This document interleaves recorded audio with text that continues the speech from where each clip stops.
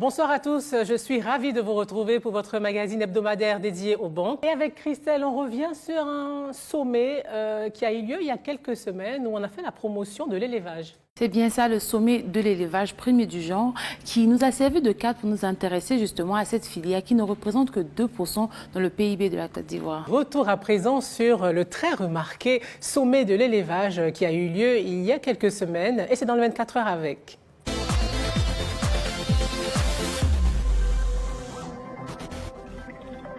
Christelle, vous nous parlez d'un pan important dans la quête à l'autosuffisance alimentaire et ça passe par l'élevage. C'est bien ça. Alors, c'était la raison de ce sommet, la première du genre, qui s'est tenu il y a quelques semaines ici à Abidjan. C'était un vaste parc à bétail où nous avons promené nos caméras pour aller à la rencontre des éleveurs qui étaient présents pour prendre les tendances du marché, quels sont les prix de ces bêtes-là sur le marché, comment est-ce qu'on fixe les prix, quels sont les enjeux, mais surtout, est-ce réellement un marché porteur? Réponse à toutes ces questions dans le reportage.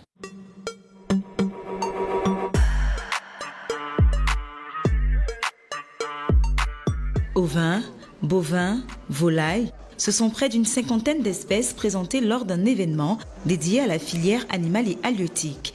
Avec une contribution d'à peine 800 milliards de francs CFA dans le PIB de la Côte d'Ivoire, le but de cet événement est de booster ce secteur et surtout créer un espace d'échange entre ces acteurs et la population. Une occasion pour ces exposants venus présenter leurs bêtes, mais aussi les potentialités de cette filière dans un environnement où la consommation nationale dépend encore fortement des importations. On a des animaux qui ont 2 ans et qui font 500 kilos. Sa femelle produit autant de lait comme une vache. Non. À ce stand d'une entreprise spécialisée dans la production de charcuterie, des bœufs pouvant aller jusqu'à 600 kilos. Kalidouba évolue dans ce secteur de l'élevage depuis plus de 30 ans. Selon ce directeur des élevages, cette filière est un bon moyen de s'enrichir. Un animal, quand vous le vendez, il y a d'abord la génétique. Vous avez les conditions dans lesquelles ils sont élevés. Vous avez aussi la tête de l'acheteur. Nos animaux peuvent varier, je vous dis. Ça varie entre 1 million et 3 millions pour l'instant. Vous gérez votre élevage comme un homme d'affaires, que tous les normes soient respectées et il n'y a pas de raison que ce ne soit pas de l'argent. Là, un animal comme ça, il va vous faire 300 kilos de viande que vous allez vendre. Multipliez 300 kilos par le prix que vous avez sur le marché. Bientôt, vous serez millionnaire et après milliardaire. 300 kg de viande à raison de 3 000 francs CFA le kilo, soit 900 000 francs CFA. Un business porteur, des revenus non négligeables, de quoi attirer des curieux comme Kamara Mohamed. Aux portes de la retraite, ce professeur d'université est à la recherche d'un bon filon pour assurer ses vieux jours. Bonjour madame. Bonjour monsieur. C'est vous qui tenez ce stand? C'est des races locales? Oui, c'est des races locales. Elle, c'est la race locale, oui. Azawad. Comment ça s'appelle? Armé de questions, il se rend à ce sommet pour renforcer ses convictions. L'élevage bovin, vous pouvez à la fois commercialiser le lait, commercialiser la viande, et puis l'élevage lapin. D'après les informations que j'ai, nous n'arrivons pas à couvrir le besoin, n'est-ce pas, en viande de lapin. Je pense que pour ces raisons que je viens d'invoquer, je me lancerai dans ces 2 types d'élevage. Je n'ai pas encore fait ces études de rentabilité, le business model en fait. D'après ce qu'on m'a dit, avec moins de 5 millions, on devrait pouvoir se lancer. L'élevage de lapins, un choix qui s'est avéré rentable pour Soro Mamadou, ce ex-mécanicien devenu cuniculteur il y a 20 ans. Vous avez le marché pour ça. On nous dit que le marché, c'est pas trop ça. Quand un jeune veut commencer, il n'a pas assez de moyens, il vient nouvellement de l'école, tout ça, il veut commencer, il peut faire ces cages-là. Aujourd'hui, ce père de 3 enfants n'a rien à envier. Lui qui peut se retrouver avec plus de 500 000 francs CFA par mois. Moi, je m'arrange à vendre 50 bêtes par semaine. 50 bêtes par semaine, j'ai au moins 40 kilos par semaine. 40 kilos par semaine, le supermarché me prend à 4 500 francs le kilo. Si vous avez déjà au minimum 2 millions, vous pouvez investir. Pour susciter une nouvelle vague de champions nationaux et le développement d'une filière longtemps restée en vase clos, l'État ivoirien prévoit investir plus de 1049 milliards de francs CFA à l'horizon 2026. Ça fait plaisir à voir. Quelles sont vos impressions sur cette initiative-là? Alors c'est un secteur très porteur, hein, le secteur de l'élevage, mais qui malheureusement est très faiblement industrialisé.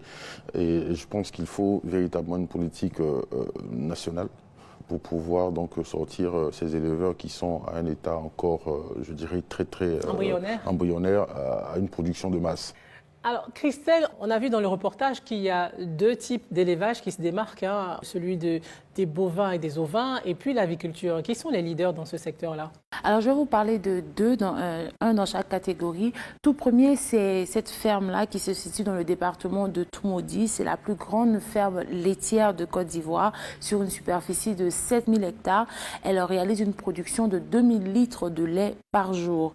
Dans la filière avicole, hein, on ne peut pas ne pas parler du leader de cette filière-là, ce groupe qui a en son sein trois sociétés, une qui est spécialisée dans l'accouvage et la production de poussins d'un jour, la deuxième qui est elle spécialisée dans la nutrition animale, et on a le leader, hein, le premier producteur, je vais dire, de produits dérivés de la volaille de la sous-région qu'on voit à l'écran. Et lors de ce sommet-là, il y a un stand qui s'est fait remarquer. Ce stand appartenait à la star du reggae ivoirien, Ismaël Isaac, que beaucoup d'entre vous connaissent. Mais est-ce que vous savez qu'à côté de cela, il est aussi éleveur? Il a un parc à bétail situé dans la commune de Yopougon. Il est réputé pour avoir de très belles bêtes qui sont très convoitées pendant les périodes de fêtes musulmanes. Et lors de ce sommet-là, son bouc, l'un de ses boucs a été élu plus beau bouc du sommet. On le voit à l'écran. C'était vraiment un très beau moment. Voilà. En tout cas, ça suscite des vocations. Alors, Christelle, on le sait ici, M. Chiff l'a dit il y a quelques semaines, le produit le plus importé, c'est le poisson. Alors, dans ce reportage, on ne voit pas de poisson, on ne voit du poisson nulle part. Qu'est-ce qui se passe? Effectivement, lors du sommet, c'était beaucoup plus la filière, comme vous avez dit, tout ce qui est ovin, bovin, avicole, les lapins qui étaient beaucoup plus mis en avant. La pisciculture n'était pas très portée lors de ce sommet. Et pourtant, le ministre des Ressources animales et halieutiques a annoncé que cette filière devrait être le futur café-cacao de la Côte d'Ivoire. Donc, on espère vraiment que des mesures sont prises pour vraiment booster cette filière-là, comme M. Traoré l'a dit, qui aujourd'hui est très onéreuse à réaliser ici en Côte d'Ivoire. Et on vous laisse suivre ça de près pour nous. Merci Christelle pour cette immersion. RTI Mani.